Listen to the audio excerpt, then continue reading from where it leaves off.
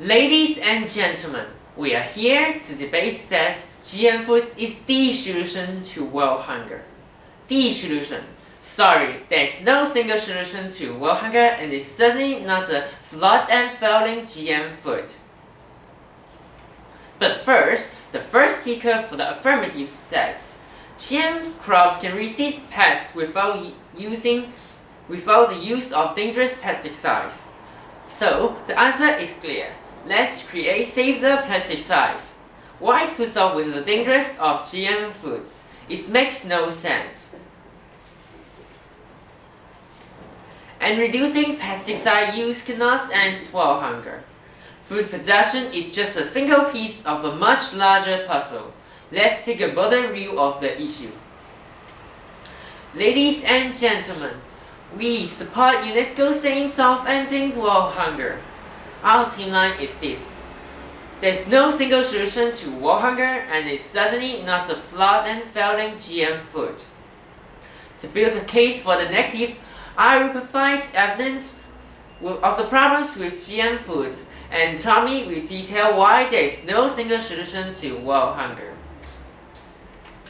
We of the negatives accept the definition of GM foods and world hunger.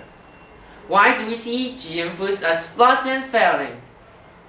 We would first like to focus on the double dangers to public safety of allergy and outcrossing. Allergy problems has already proven fatal.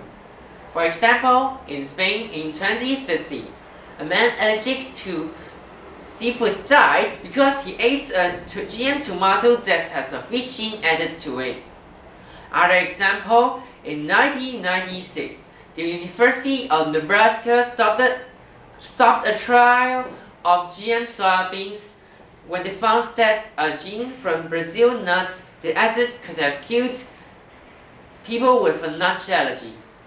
That's tens of millions of people, an unthinkable disaster.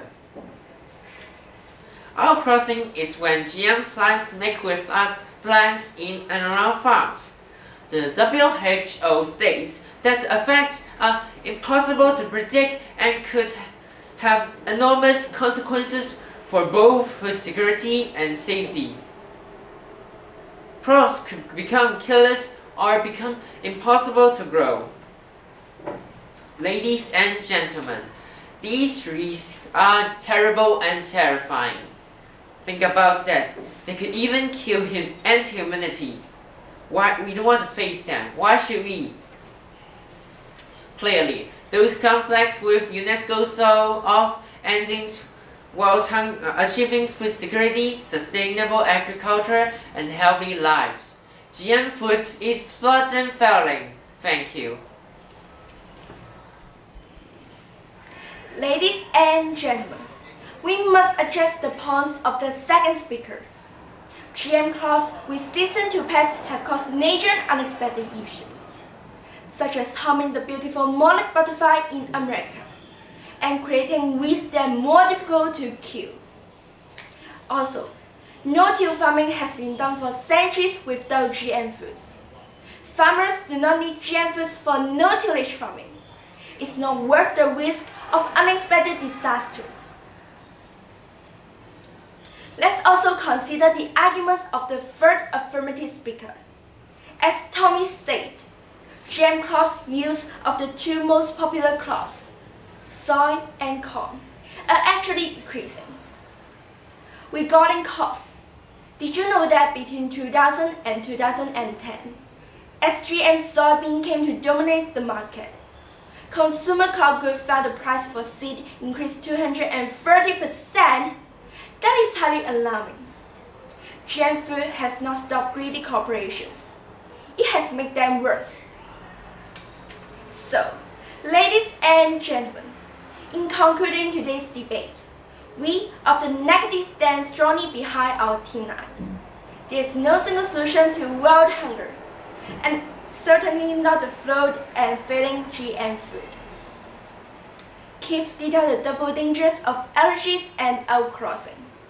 We cannot forget the man with a seafood allergy who died from eating a GM tomato with a fish gene. or the child in Nebraska that fell using Brazil nut cheese will put tens of millions at risk of poisoning. Those cases are terrifying. And war of outcrossing. More risks. Crops could become careless or impossible to grow. Tommy showed GM foods are also failing. He started by rebutting the claims on use. Traditional breeding found 30% better yields than GM varieties, even in nutrient-poor soils. And he said, amazing. Tommy then proved that there's no single solution to world hunger.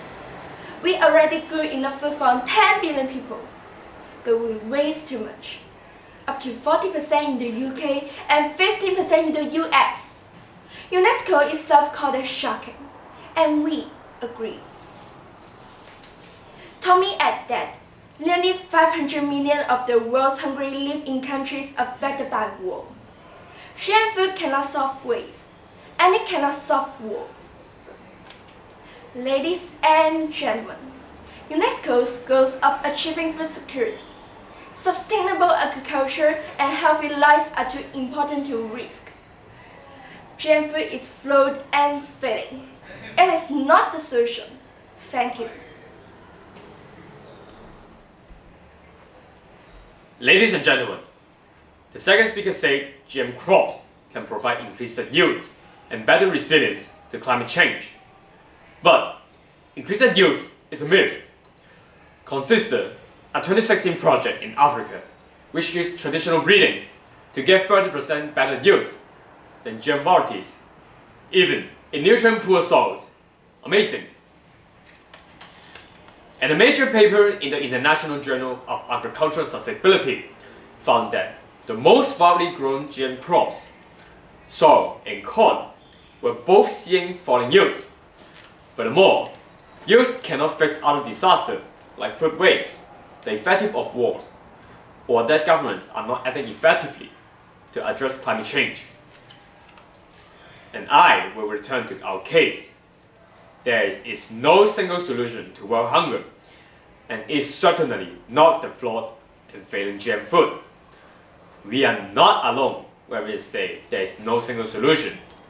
The US government's Agency for International Development says it takes a holistic approach to ensure long-lasting impact. A lack of clean water, access to markets, and then wars plus farmer and consumer education are all absolutely vital. According to the UN Special Report on the Right to Food, these are clear, focused, and powerful rebuttal of the affirmative team's sole focus on GM food. Now, let's take a deep dive into two: food waste and war. The UN Environment Programme states that we already grow enough food for 10 billion people. 10 billion. Where does it go? Food waste.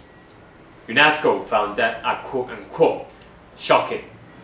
30 to 40% of all food in the United Kingdom is never eaten. In the United States, it's even higher, 40 to 50%. The Development Aid Organization states that even if just 25% of all wasted food around the globe can be saved, it would be possible to save 870 million people from hunger. And how can GM food stop this awful waste? Finally, let's turn to war. According to the United Nations Food and Agriculture Organization, of the 800 million people who went hungry in 2016, nearly 500 million live in countries affected by war. And how can GM food fix that problem? So, we say it again and we say it with confidence. There is no single solution to world hunger, and it is certainly not flawed and failing GM food. Thank you.